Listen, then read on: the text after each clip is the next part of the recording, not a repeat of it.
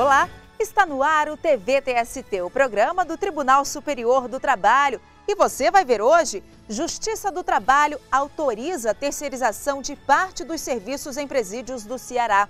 Empresa terceirizada da TIM vai ter que indenizar empregado que ficou mais de 70 dias com a carteira de trabalho retida. Profissão técnico de laboratório. Quais as vantagens e desvantagens da carreira? É o que você acompanha no quadro Normas Coletivas. Tudo isso e muito mais agora no TVTST.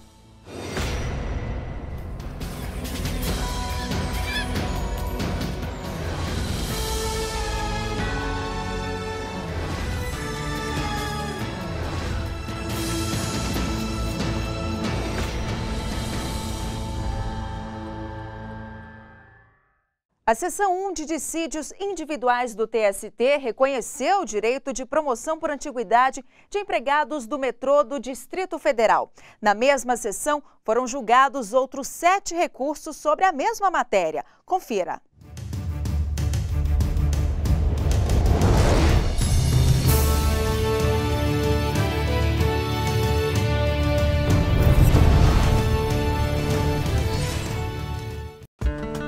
Os empregados do metrô pediram na Justiça do Trabalho, em ações diferentes, promoção por merecimento e o pagamento de verbas salariais por antiguidade. Eles trabalharam durante 2 anos com o mesmo salário. A Seção 1 de Dissídios Individuais do TST já havia decidido em maio deste ano, em um outro julgamento, que o Plano de Cargos e Salários de 1994 do metrô do Distrito Federal autoriza apenas a concessão das promoções por antiguidade. O relator de um dos processos, ministro João Oreste Dallazen, lembrou da decisão de maio e esclareceu que não cabe à Justiça do Trabalho estabelecer critérios subjetivos de avaliação de eficiência e desempenho dos metroviários. Disse ainda que as promoções por merecimento ainda dependem de regulamentação da empresa, estabelecendo critérios para avaliações de desempenho. Dou parcial provimento aos embargos do reclamante para julgar procedente apenas o pedido de diferenças salariais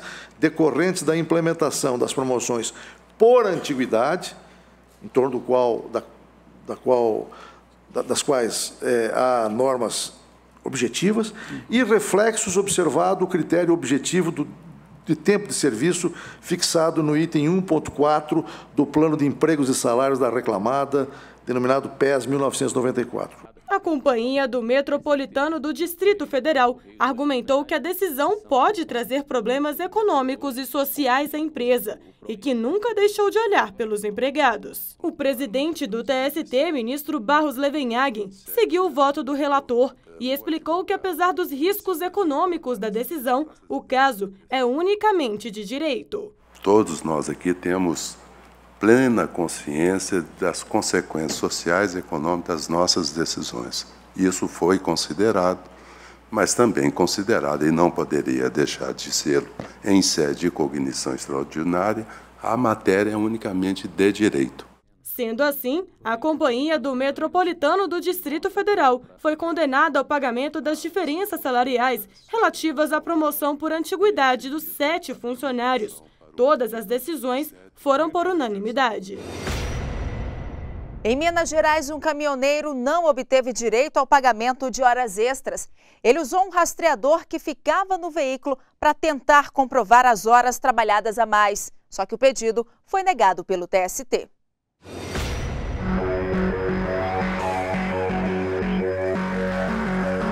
Da boleia do caminhão, eles cortam o Brasil de norte a sul e cumprem uma rotina pesada de trabalho.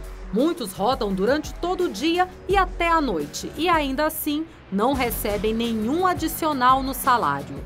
E pelas estradas do Distrito Federal, a gente encontrou um caminhoneiro exatamente nessa situação. É o Marcelo, trabalha até mais de 8 horas por dia, não recebe hora extra. Explica pra gente por quê, Marcelo. Devido a não ter como o patrão controlar os horários, não tem como o negócio de ponto, não tem a ver, não bate. Pelo tanto que a gente roda, não dá certo dele controlar. De acordo com a CLT, os profissionais que exercem atividades externas que não permitem a fiscalização de entrada e saída não têm direito de receber hora extra. Mas, segundo uma lei de 2012, a situação muda quando os horários das tarefas são fixados e controlados pelo patrão, como, por exemplo, por meio de anotações em fichas de trabalho ou meios eletrônicos escolhidos pelo empregador. Só que a lei não especifica quais são esses equipamentos. Por isso, muitos casos vão parar nos tribunais. Em Minas Gerais, um motorista pediu recebimento de horas extras e usou como prova um GPS, como esse aqui que ficava no caminhão. Segundo o profissional, o rastreador era usado para controlar a jornada de trabalho de 12 horas por dia. Além disso, registrava as entradas e saídas dele em todos os locais estabelecidos pela empresa. O pedido foi aceito pelo TRT Mineiro, mas aqui no TST o entendimento foi outro. Para os ministros da 5ª turma, a finalidade do GPS é localizar a carga transportada e não o número de horas trabalhadas. O relator do caso, o ministro Caputo Bastos, esclareceu ainda que o GPS é equivalente ao tacógrafo, que, segundo a orientação jurisprudencial 332 do TST, não serve para controlar a jornada de trabalho. A 2ª turma do TST negou o recurso do Ministério Público do Trabalho do Ceará, que pedia a proibição da terceirização de serviços prestados dentro de presídios do Estado. Veja como foi o julgamento do caso na reportagem de Luana Carvalho.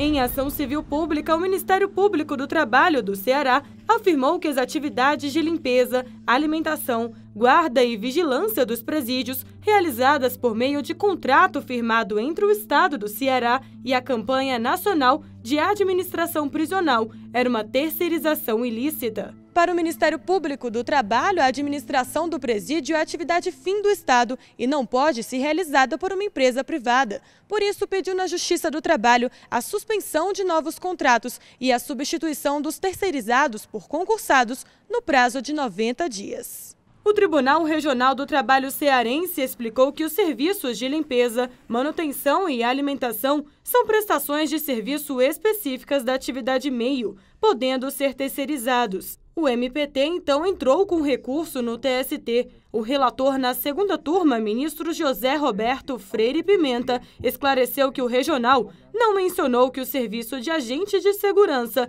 tenha sido terceirizado pelo Estado e que, para verificar a alegação, seria necessário o reexame de provas, o que não é permitido pela instância superior. O ministro destacou ainda que a jurisprudência do tribunal autoriza a terceirização de atividade meio, como, por exemplo, serviços de limpeza. Por unanimidade, a 2ª turma rejeitou o recurso do Ministério Público do Trabalho por entender ser lícita a terceirização de serviços prestados dentro dos presídios do Ceará.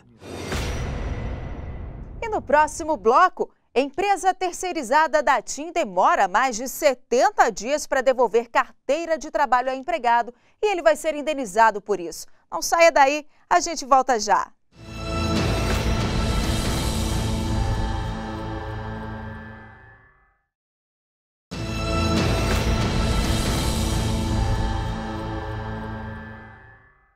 Veja agora as notícias que marcaram a semana no TST. Gestores regionais do processo judicial eletrônico da Justiça do Trabalho se reuniram em Brasília para trocar experiências e traçar novas estratégias de aprimoramento do sistema. Além de representantes de vários TRTs, participaram do encontro o presidente do TST, ministro Barros Levenhagen, e a coordenadora nacional do PJE-JT, Ana Paula Pellegrina Lockman. Estatísticas apresentadas na ocasião apontam que os processos em meio eletrônico são julgados mais rapidamente. Um dos grandes objetivos do processo judicial eletrônico é exatamente mostrar que o processo pode se tornar mais célere de uma forma mais virtual, mais mecânica de trabalho. E essas estatísticas hoje apresentadas já demonstram de uma forma singela, mas já demonstram essa questão. O Comitê Interinstitucional do Trabalho Seguro se reuniu no TST para debater temas ligados diretamente à saúde e segurança do trabalhador, como a redução do peso do saco de cimento comercializado no Brasil e o andamento do projeto que regulamenta a exigência de projeto para liberação e instalação de energia elétrica em canteiros de obras. O encontro foi comandado pela gestora nacional do programa Trabalho Seguro, juíza Morgana de Almeida Richa, e contou com a presença de órgãos e entidades parceiras. A campanha nacional E-Gestão Lance Certo foi apresentada a servidores de varas do trabalho e do TRT do Maranhão. O objetivo da campanha é estimular as unidades a inserirem corretamente os dados no sistema. Em vídeo gravado especialmente para o lançamento no TRT do Maranhão, o Corregedor-Geral da Justiça do Trabalho, ministro Brito Pereira, destacou que o tribunal passa a contar com pré-validador, ferramenta que permite a correção e a consolidação mais rápida e eficiente dos dados. A terceira turma do TST condenou uma empresa terceirizada da TIM a indenizar um empregado que teve a carteira de trabalho retida por mais de 70 dias. O empregado trabalhava para uma empresa terceirizada da TIM e ficou 76 dias sem a carteira de trabalho, mesmo com a previsão legal de até 48 horas para devolução do documento pelo empregador. Demitido sem justa causa, o profissional pediu na justiça indenização por danos morais, já que por conta da demora também ficou sem algumas verbas trabalhistas. Em primeira instância, a terceirizada e a TIM foram condenadas a pagar a indenização de R$ 2.000 ao trabalhador. Mas o TRT de Santa Catarina afastou a condenação por ter levado em conta o fato de que a empresa alegou ter passado por uma crise financeira. Mas o empregado recorreu ao TST e a terceira turma restabeleceu a sentença de primeiro grau por ter entendido que houve ofensa à dignidade do trabalhador. De acordo com o relator, ministro Maurício Godinho Delgado, o direito à indenização é garantido pelo artigo 927 do Código Civil, que garante a reparação independentemente de culpa em casos especificados por lei. A decisão foi unânime. E essa notícia teve grande repercussão na página do TST no Facebook. Foram mais de 13 mil compartilhamentos e quase 500 comentários. Vamos ver alguns? O Antônio Carlos Pacheco escreveu: ainda bem que temos a Justiça do Trabalho para dar proteção ao trabalhador. Precisamos fortalecer a justiça trabalhista e reivindicar os direitos de cada um. A Francine Fran disse que o importante é sabermos dos nossos direitos e lutar por eles. E você, o que pensa sobre essa e outras decisões? Curta a página do TST no Facebook e deixe o seu comentário. Acesse facebook.com/TSTJus. O Tribunal Superior do Trabalho homenageou personalidades e instituições com a Ordem do Mérito Judiciário do Trabalho 2014. Veja na reportagem como foi a cerimônia de entrega das comendas.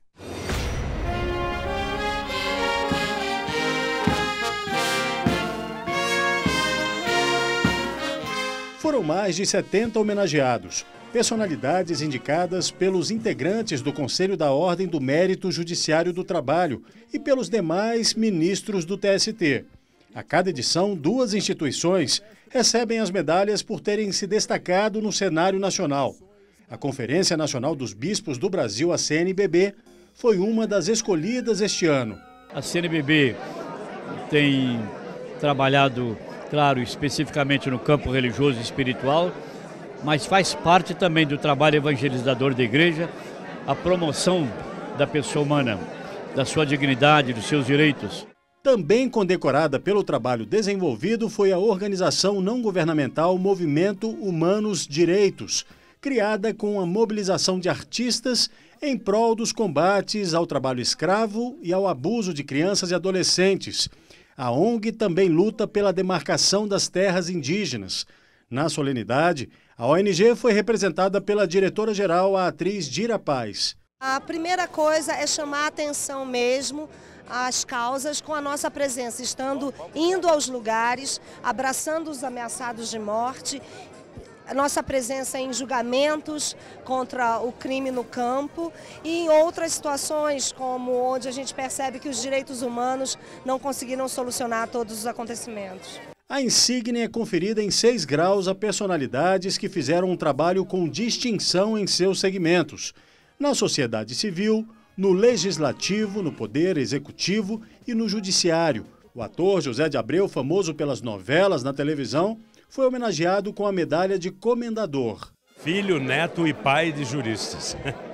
Eu escapei porque na Faculdade de Direito tinha um grupo de teatro e eu entrei no grupo de teatro, acabei abandonando a carreira jurídica para abraçar a carreira de ator.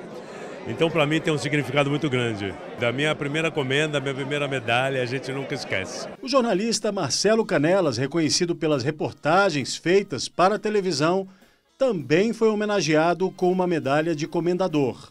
O papel do jornalista é o de jogar uma luz sobre temas que às vezes são um pouco obscurecidos pela visão cansada das pessoas. E esses temas com os quais a justiça do trabalho lida, trabalho infantil, trabalho escravo, são justamente os temas que me interessam como cidadão e como jornalista. Então o fato de haver essa consonância e essa aproximação da sociedade com o judiciário, para mim tem um significado muito grande. Esse prêmio para mim é uma honra enorme, eu me sinto muito lisonjeado de estar aqui. A Ordem do Mérito Judiciário do Trabalho também condecora a cada edição artistas da música. A dupla sertaneja Chitãozinho e Chororó, que participou da campanha Trabalho Seguro do TST, foi homenageada. A gente que tem esse dom de cantar, levar nossa música pelo país afora, poder estar aqui representando a música sertaneja é uma honra muito grande. A escolha foi rigorosa em relação às pessoas e entidades que efetivamente contribuíram para o engrandecimento do judiciário.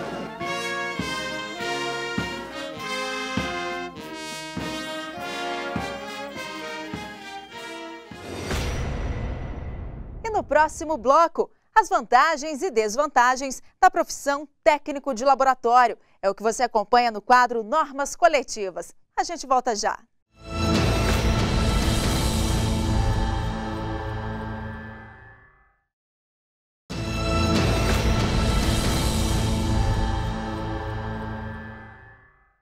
Veja outras notícias de destaque na semana. Magistrados e servidores dos 24 TRTs do país participaram da primeira apresentação do Sistema de Investigação de Movimentações Bancárias, SIMBA, que permite que órgãos públicos tenham acesso a dados financeiros por meio de uma ordem judicial. No caso da Justiça do Trabalho, o sistema de informática vai ajudar a rastrear transações financeiras de pessoas e empresas que foram condenadas a pagar débitos trabalhistas.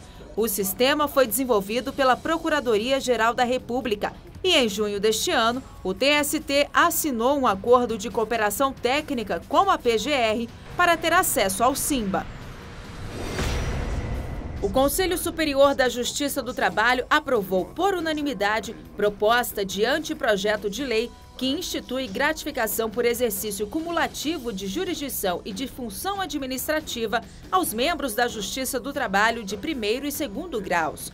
O presidente do CSJT e do TST, ministro Barros Levenhagen, afirmou que o anteprojeto é baseado em projetos de lei que já tramitam no Congresso Nacional e que instituem essa gratificação aos membros do Ministério Público da União.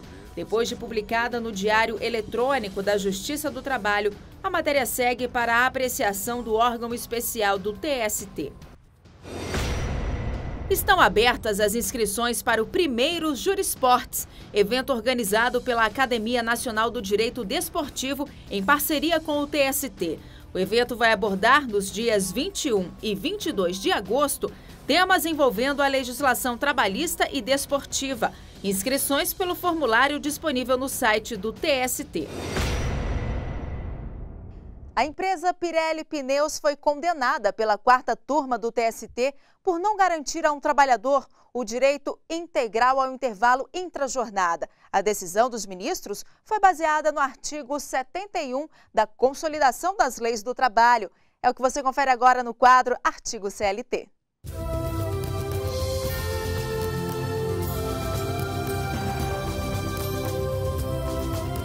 O artigo 71 da CLT diz que o empregador deve conceder ao empregado intervalo para repouso ou alimentação de no mínimo 1 hora quando a duração do trabalho for superior a 6 horas diárias. Esse intervalo ele é obrigatório, não pode ser negociado nem mesmo por convenção coletiva, porque se trata de uma norma de ordem pública.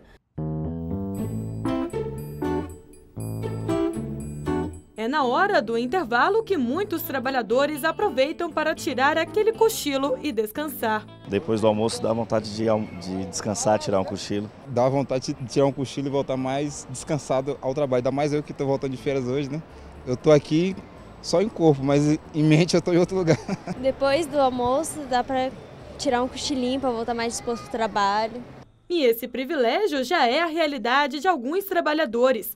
Nesta empresa, em Brasília, existe uma sala de descanso em que os empregados podem relaxar depois do almoço e nos intervalos. Eles aproveitam esse tempo para ler, assistir televisão e até tirar um cochilo. A gente acredita que eles, tendo esse espaço, né, para poder ter um pequeno descanso, eles vão seguramente produzir mais e vão estar mais satisfeitos, né? E o ambiente de trabalho se torna um ambiente mais alegre, mais tranquilo, né, para que a pessoa possa desempenhar melhor suas funções. Acaba que nem todo mundo consegue em casa almoçar, ter um descanso, né? Então, para a gente que almoça na empresa, eu acho importante justamente por isso, porque assim, a gente tem um ambiente de descontração, né, descontraído, a gente pode assim descansar, pode conversar, ler um livro, ver um filme, assistir uma música, realmente se desligar do ambiente de trabalho nesse horário que a gente tem para almoçar. Enquanto alguns têm um espaço confortável como este para descansar durante o intervalo, outros nem intervalo têm. Foi o caso de um empregado da Pirelli Pneus. A empresa fornecia apenas de forma parcial o tempo para alimentação e descanso. Por isso, ele entrou na justiça, pedindo o pagamento integral do intervalo entre a jornada. Na justiça, a Pirelli se defendeu, alegou que a redução do intervalo estava prevista em norma coletiva de trabalho, mas a 4ª turma do TST não aceitou o argumento com base no artigo 71 da CLT. A relatora do caso, ministra Maria de Assis Calcin, também citou a súmula 437 do TST, que impede que qualquer cláusula de acordo ou convenção coletiva de trabalho elimine ou reduza o intervalo intrajornada. Isso porque se trata de norma de caráter de higiene, saúde e segurança do trabalho. Por isso, condenou a Pirelli a pagar ao trabalhador uma hora diária acrescida de 50% sobre o valor da remuneração da hora normal de trabalho. A decisão foi unânime.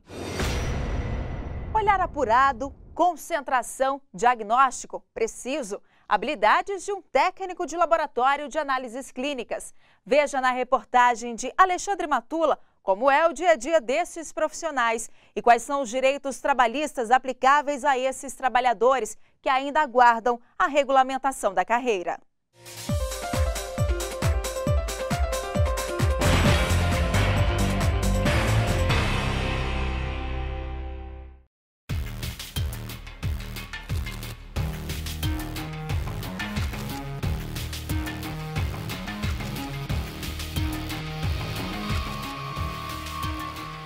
Em um laboratório como esse de análises clínicas, de equipamentos modernos em funcionamento, que nos damos conta de como tem gente trabalhando para que a tecnologia avance e possa contribuir cada vez mais com o diagnóstico de doenças.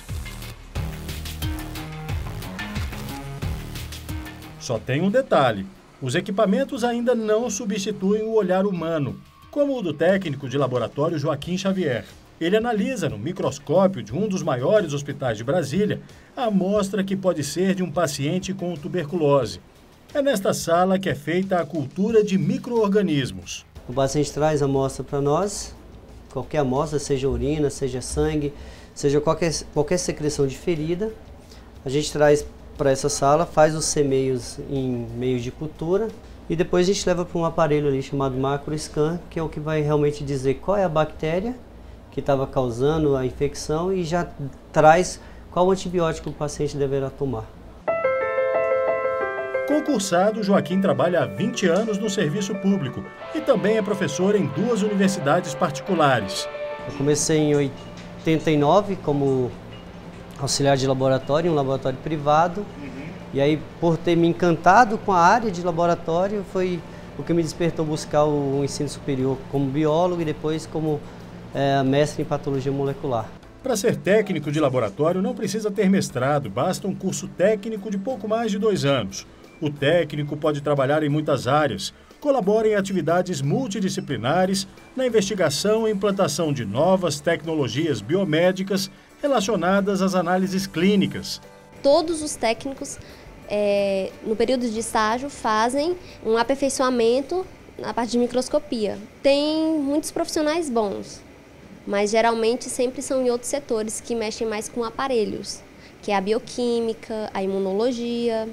Luciene está há 5 anos e meio na profissão. Em um grande laboratório do país, o olhar apurado faz com que esta profissional identifique no microscópio alterações nas amostras de exames que vão para a lâmina. E aí é conhecido o diagnóstico. Todos os setores são muito bons, mas eu sempre me identifiquei muito com a parte de microscopia, que são a análise de elementos, mas são analisadas no microscópio. No caso, os setores que mais fazem essa análise microscópica são hematologia, urinálise e parasitologia.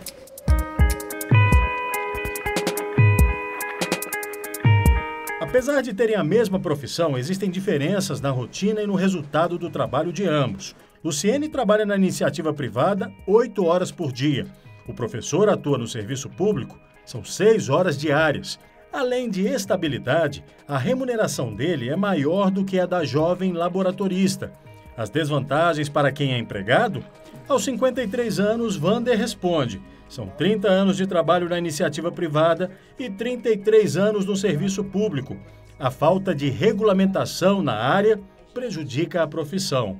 A partir do momento que a profissão não é reconhecida, não é regulamentada, você não tem como um piso salarial e nem uma carga horária específica, né? Então, realmente não é compensatório.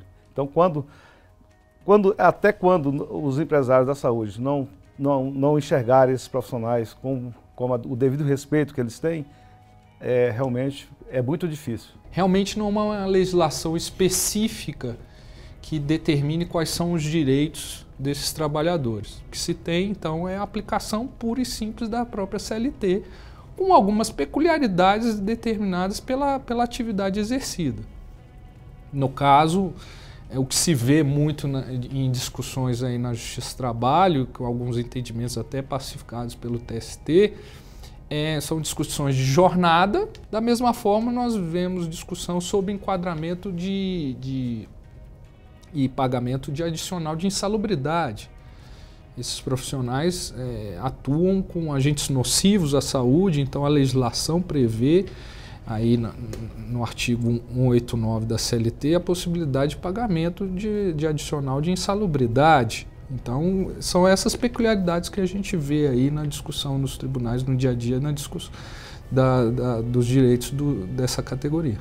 Existe um projeto de lei para regulamentar a profissão que, segundo o Sindicato dos Trabalhadores em Saúde no DF, foi esquecido. Esse projeto-lei, por exemplo, o 1977, de 1991, está tramitando até hoje. Então, assim, não houve, digamos que não se lembraram de que era importante isso. No caso específico do técnico de laboratório, o que nós vimos do SINSAúde é que é uma mão de obra qualificada, é um profissional precioso, decisivo no diagnóstico do paciente e na sua cura, mas é uma mão de obra explorada, porque é mal remunerado. Recentemente, a categoria no Distrito Federal teve uma conquista.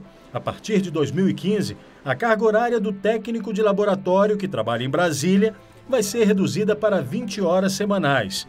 Só que a profissão continua sem regulamentação. Outro desafio: atrair os jovens para essa área da saúde. Mas nós precisamos buscar os nossos jovens para que eles se interessem a cuidar da saúde, a ser um profissional de saúde. Porque ser um profissional de saúde é algo maravilhoso.